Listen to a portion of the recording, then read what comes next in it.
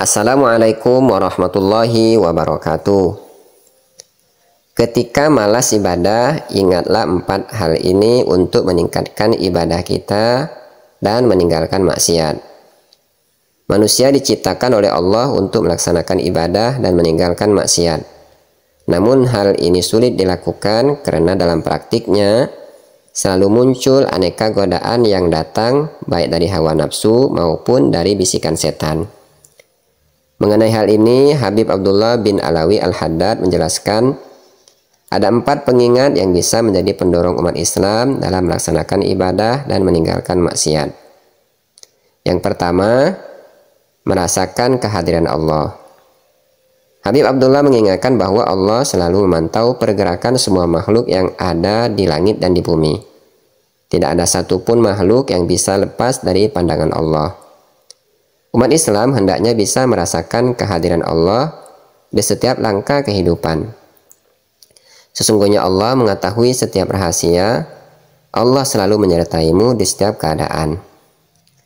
Dengan ilmu dan irodahnya, Allah selalu mengawasi setiap perbuatan manusia, baik yang bersifat lahir seperti perilaku anggota tubuh, maupun yang bersifat batin, yaitu bisikan-bisikan hati. Jika belum bisa merasakan kehadiran Allah, hendaknya mengingat bahwa semua aktivitas kita terpantau dengan jelas CCTV Allah, meski sedang berada di tempat tersembunyi sekalipun. Rasulullah Shallallahu Alaihi Wasallam bersabda, "Anta'budallah ka'annaka tarah, fa in lam takun tarah, fa innahu yarak." Yang artinya, engkau menyembah Allah seakan engkau melihat Allah. Tetapi bila engkau tidak melihatnya, maka sesungguhnya Allah Subhanahu wa Ta'ala itu Maha melihat. Mengingat hal tersebut, umat Islam hendaknya merasakan malu ketika hendak meninggalkan perintah Allah, maupun ketika mau mencoba untuk melakukan maksiat kepada Allah Subhanahu wa Ta'ala. Kemudian yang kedua, merasakan kehadiran malaikat pencatat amal. Sebagaimana diketahui, setiap manusia ditemani oleh 2 malaikat kiraman katibin yang bertugas mencatat amal baik dan amal buruk. Keduanya dikenal dengan malaikat Raqib dan Atid. Malaikat Raqib berada di sebelah kanan untuk mencatat amal baik dan malaikat Atid ada di sebelah kiri untuk mencatat amal buruk.